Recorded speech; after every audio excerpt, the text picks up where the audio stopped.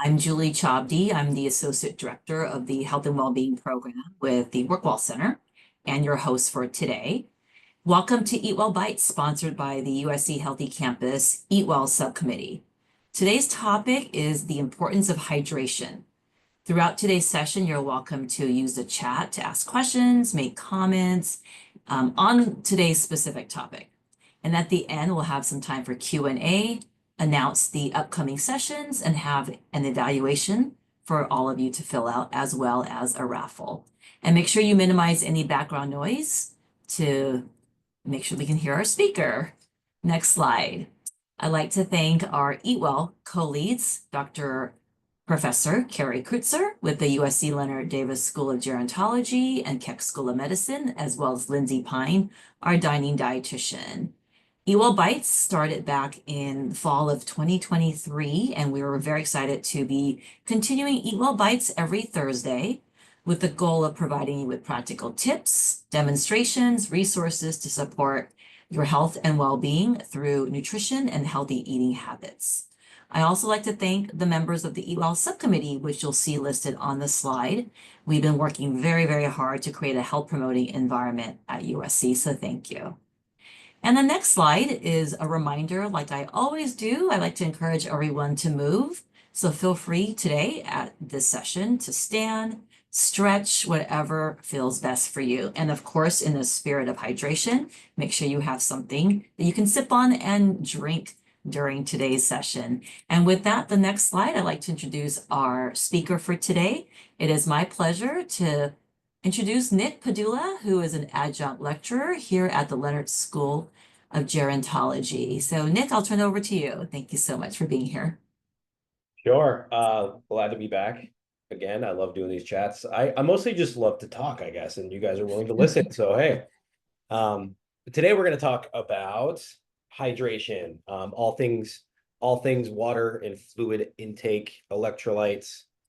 We're going to talk about what is intake, what is output, the individual factors that affect water intake goals, hydration and dehydration tools, how we evaluate, are you hydrated or dehydrated, debunking myths. Is warm water or hot water going to burn more calories? Is 8 glasses a day still the standard? So stay tuned for that.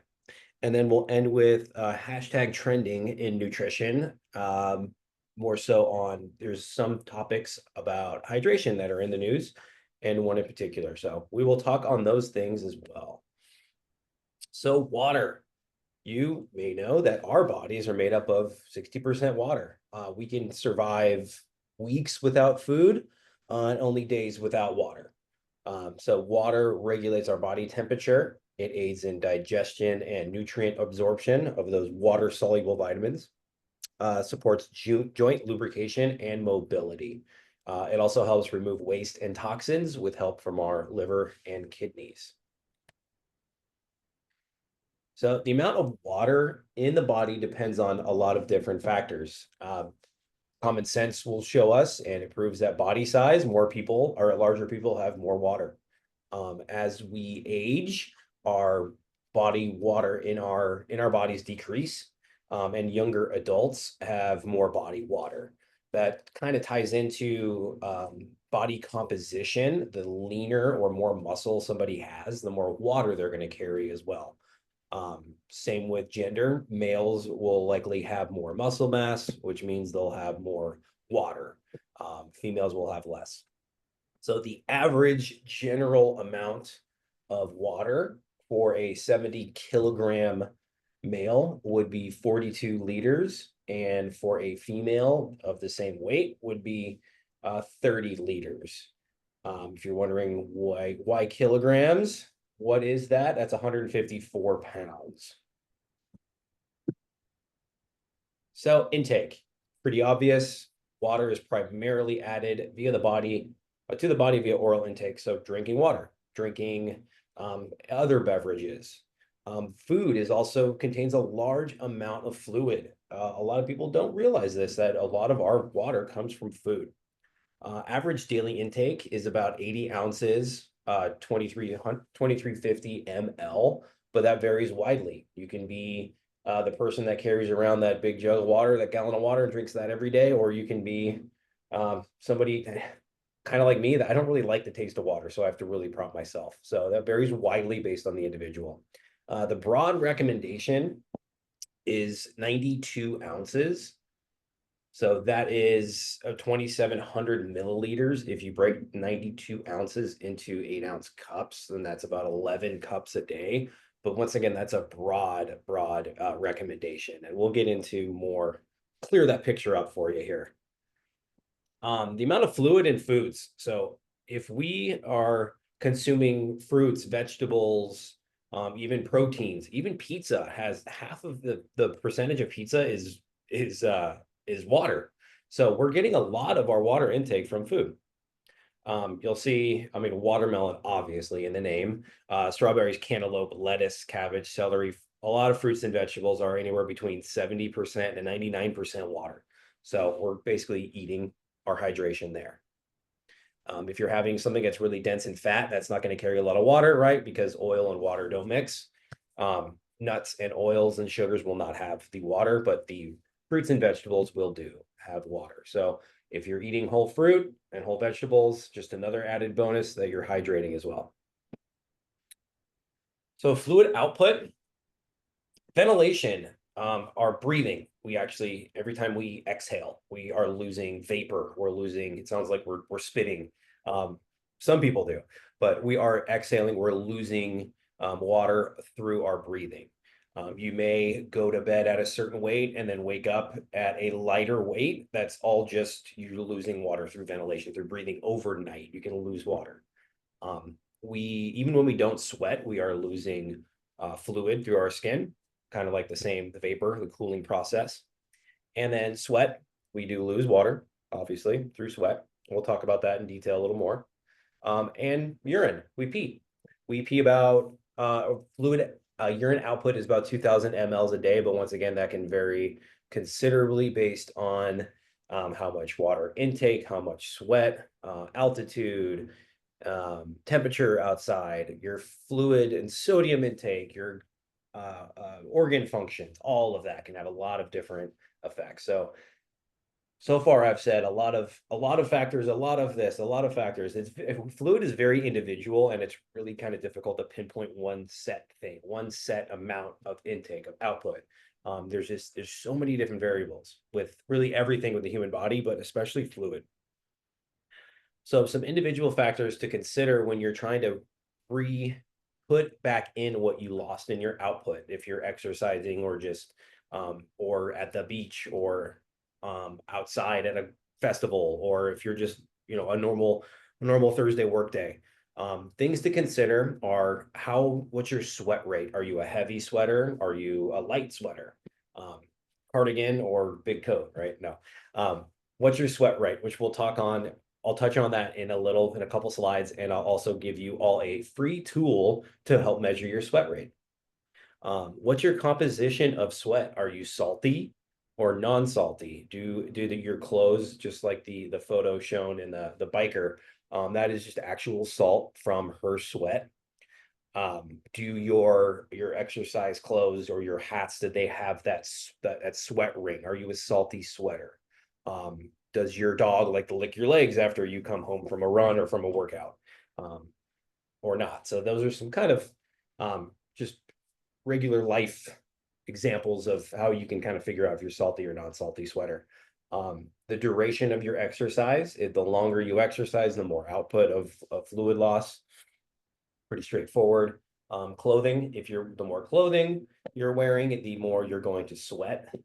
So a football player wearing a lot of clothing, a firefighter wearing a lot of clothing is going to sweat more than a basketball player, likely with less clothing.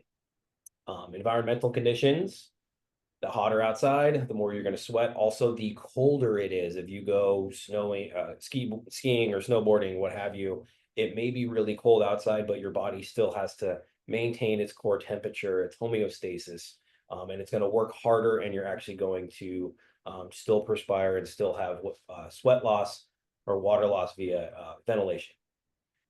And there's the dangers of putting your water back, there is such a thing as overconsumption of water, and there are some dangers. We'll talk about that too. So there are some very advanced technologies. There's sweat rate patches. There's urine dipstick thermometer type things.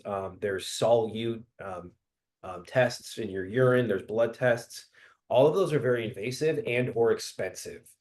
And they all have some kind of gray area or aren't as accurate as the intensity is or the invasiveness is. So back to basics, back to hydration. There's a very easy test here, as you can see on the screen. And the acronym is WUT, W-U-T. What is my hydration status? You can ask yourself, what is going on with my hydration, okay? And the WUT stands for three things. So W is weight. How much weight have you lost in your exercise overnight during the day? What is your urine color? And are you thirsty?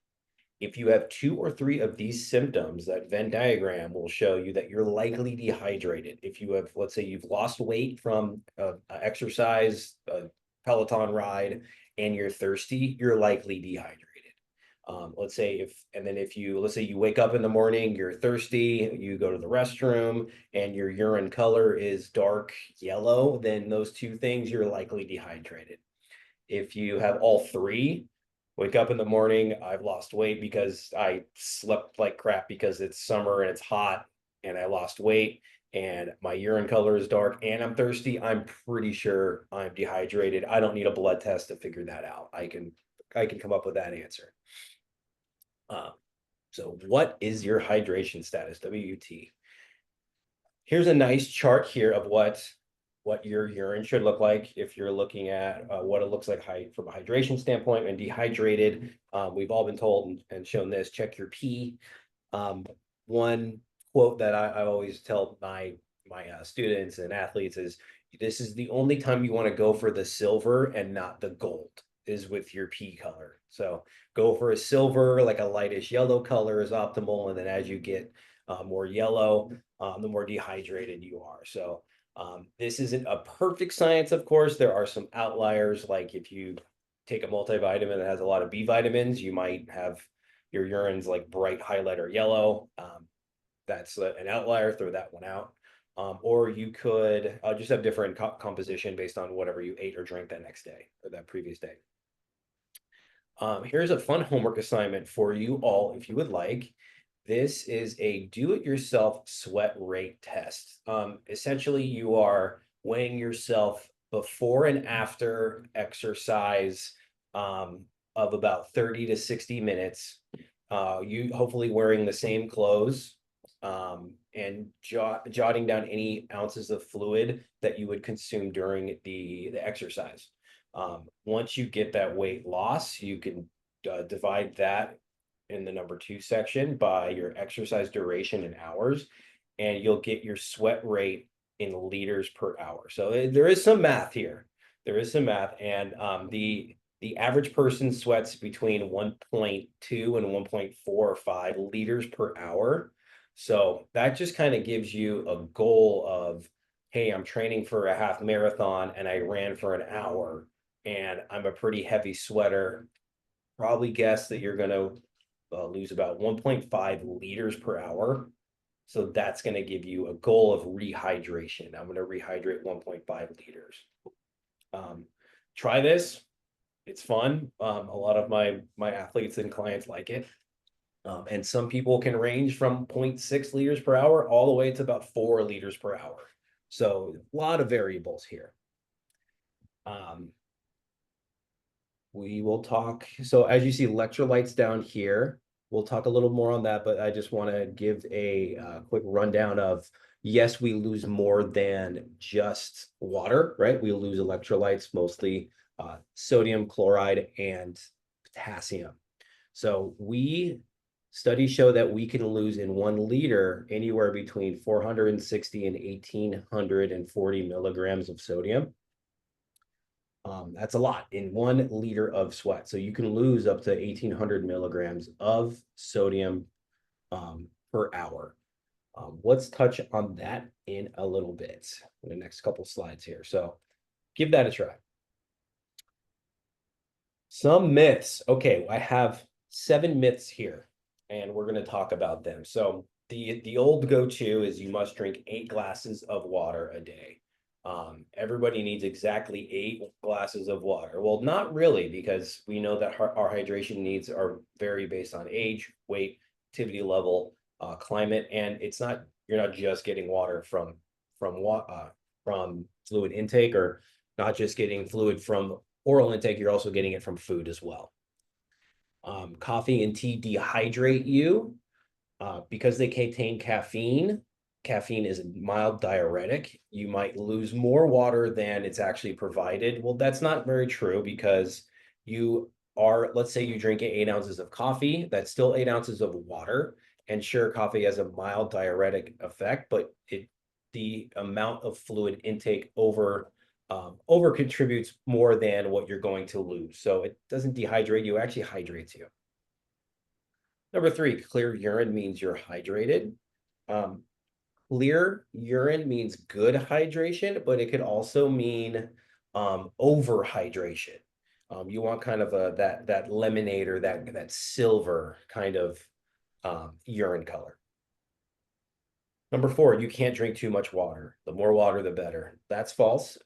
There's something called overhydration. If you think of your blood wants to maintain a certain level of fluid and electrolytes. And if you drink too much water, you could get overhydrated. You're basically diluting your electrolytes, and that can be very, very dangerous, and it could lead to death.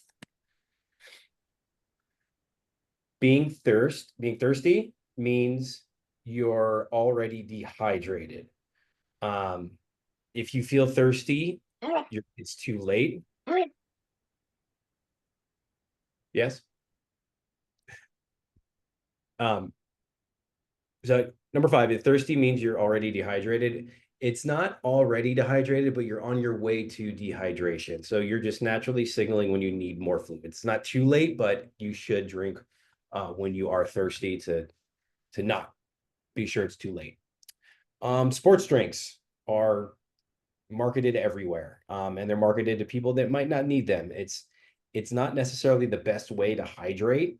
If you're exercising, pretty much the general rule for sports dietitians, if you're working out for under an hour, you just need water. Water's fine.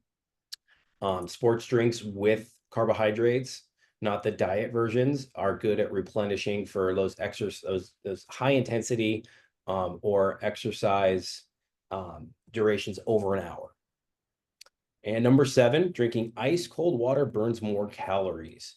Cold water forces your body to burn calories to warm it up.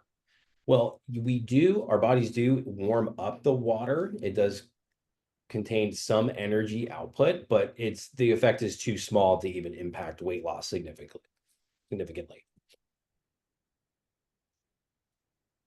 Trending in nutrition. Probably your favorite podcast or one of your favorite morning shows has a sponsor of Element or Liquid IV. I hear that on the radio a lot. I'm very aware of them. And they're often recommended, hey, have your Element right first thing when you wake up because you're dehydrated. I mean, that could be true, but I would rather just have water. You lost pretty much just water overnight if you're breathing. And 1,000 milligrams in Element is pretty high for the general population. And in Liquid IV, 500 to 600 milligrams of sodium per packet is a lot. I mean, if you're having Element 1 in the morning, that's almost half of your daily sodium intake. And the average intake among the United States, we're pretty heavy on salt as is. It's 4,200 milligrams and 3,300 milligrams for females. So this is kind of just adding to the sodium that we already have too much of to begin with. Marketing is great. Liquid IV sounds perfect. Element, it all sounds like it. You should be drinking more of this. But too much sodium, once again, can lead to chronic heart disease, can lead to hypertension. And us as Americans generally don't need more sodium.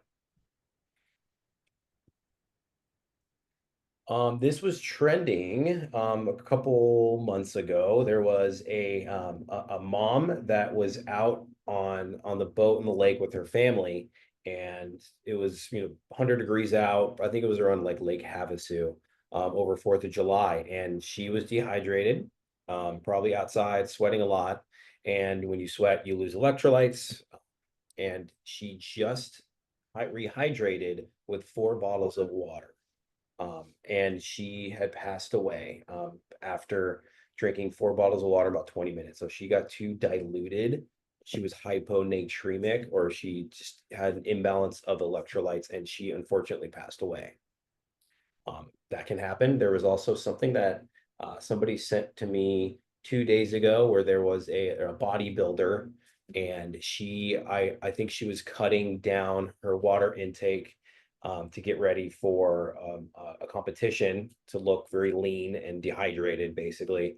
And during her rehydration process, she likely didn't have something with sodium and electrolytes in it.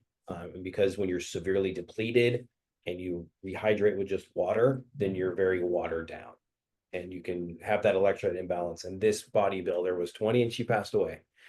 So this can happen, and it's playing with electrolytes is you're playing with your brain, and you're playing with your heart. So that being said, have some water. Any questions?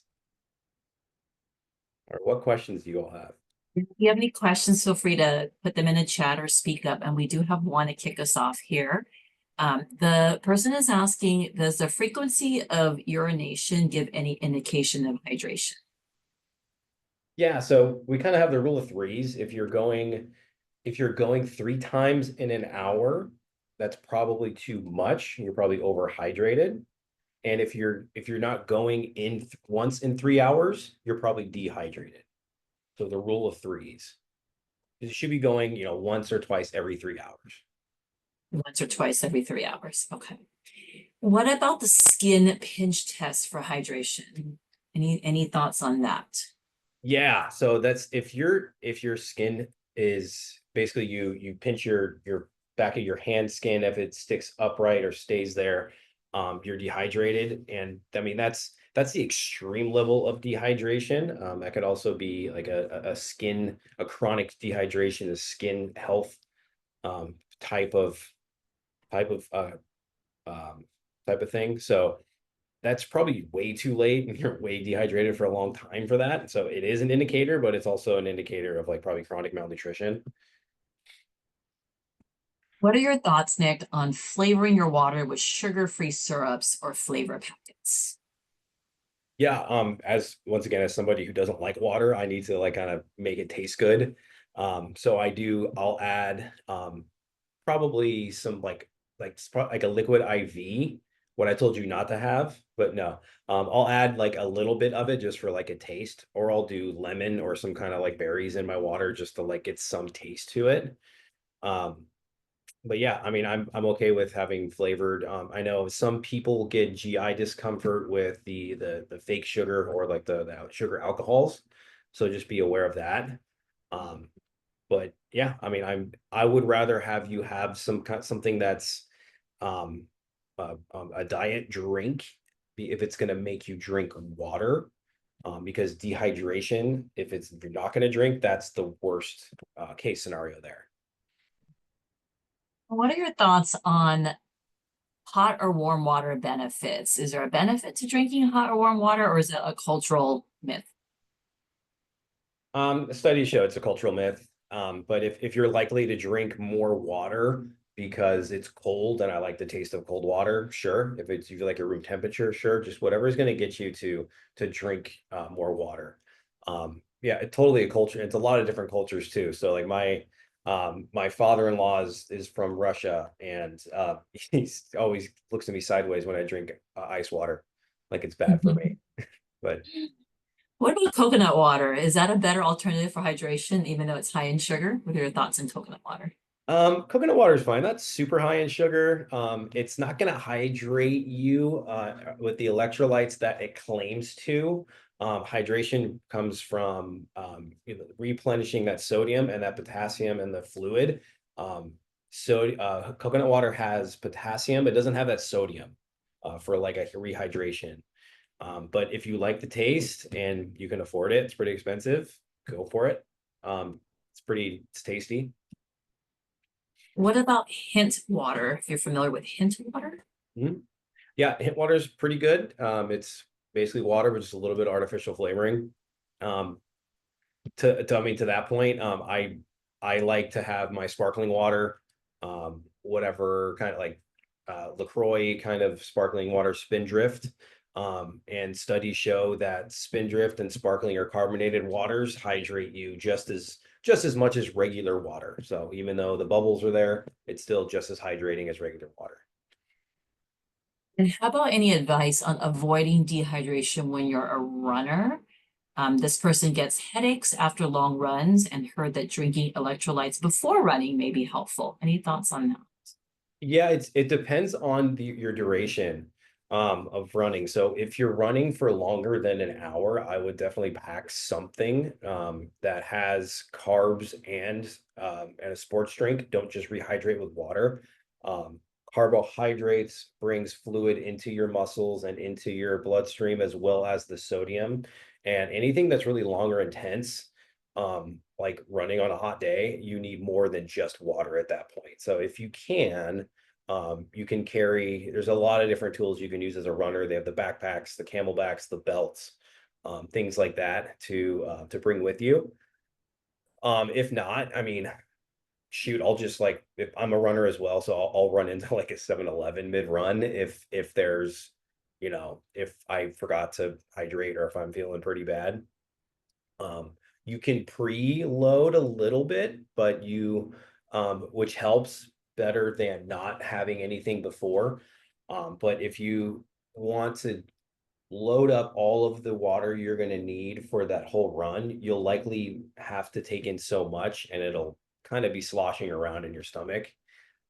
If you do that hydration test, and let's say you lose 1.5 liters per hour, that's a lot of water to have all at one time. So you can never really rehydrate your entire goal during your activity, especially running. You're just looking to get a percentage of that goal so you're not feeling dehydration effects. You're mostly going to get rehydrated after. A lot of information I just threw out at you there. And here's a question about types of water. Is it possible to not taste the difference in types of water? For example, tap versus still versus bottled water.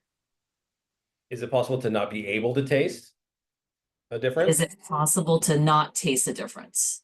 Yeah, I mean some people have really good palates, some people don't. I don't really I just really dislike all types of water to be honest. But there are people that I mean there's the dude Martin Rees, he's a water sommelier and he can taste the different types of water from different types of streams on Earth versus the mountain well stream versus the aquifers and all that. He can taste all those differences. And there are a lot of differences because there's a lot of different minerals and electrolyte balances from all these different water sources. Your thoughts on adding a pinch of Celtic sea salt in your glass of water? Yeah, I love that. So instead of spending a bunch of money on liquid IV or element, I mean, you make your own. You can have a glass of water and add some salt. There's your sodium, and add some lemon juice, and there's your homemade Gatorade. Totally. And last question here. Alkaline, well, actually two. Alkaline water versus regular water. Your thoughts? Um, Alkaline water is a proven snake oil type scam. Um, it's very expensive water, and the health benefits that it claims are not true. So I would rather have you save your money and just buy or just drink water from a tap. Um, Totally safe, totally fine. But I'm not a fan of alkaline water. It's all out there. It's a trend, and it's just expensive, and it's preying on people's wallets, and it's misinformation. Yep. And last question, how about sparkling mineral water? Yeah, totally. Sparkling water, once again, it hydrates just as well as regular water. I just one thing, if you're drinking a lot of them, like I can crush a lot throughout the day. The carbonation can kind of eat at your enamel over long periods of time. So I use a straw if I'm like on like my third of the day or so. Because once again, I don't like water, but I like to drink the sparkling water with bubbles. So totally fine. Well, thank you, Nick. For someone who doesn't like water, you sure know a lot. You know a lot about water. Right. But if you go to the next slide, I'll wrap us up Yeah. and just share the work that our Eat Well subcommittee is doing. Please continue to join us for Eat Well Bites. Also check out our Eat Well meals. These are meals developed with hospitality, with nutrient-rich ingredients, flavor, and balance in mind. Just look for the little icon on the dining apps or kiosks. We have our cookbook coming out very soon, so we're excited to share that when it's ready. It will be online, showcasing all the recipes that have been submitted. And then right now we have our videos and recipes with different breakfast, lunch, and dinner ideas to share, and a variety of guides on our website for you to check out. And then the next slide shows you the preview for next month's session, which is the plant-based cooking. So we're very excited to have Lindsay Pine and Chef Rashad show us some meals. So hope you can join us for the cooking demo, and then our May and June sessions to wrap up the semester. And then finally, on the last slide, I'd like to thank everyone for attending and ask that you fill out our evaluation form. We'll also send that out to all of you to fill out, along with the slides from today's session and some of the handouts. And with that, Nick, if you can stop sharing, we will pick our lucky raffle winner from today and we'll let you all go. So thank you everyone for being here, and thank you, Nick, for a great presentation. And if you've entered the raffle, we have you on our wheel. And we will be in touch with the lucky raffle winner to coordinate delivery of your reward.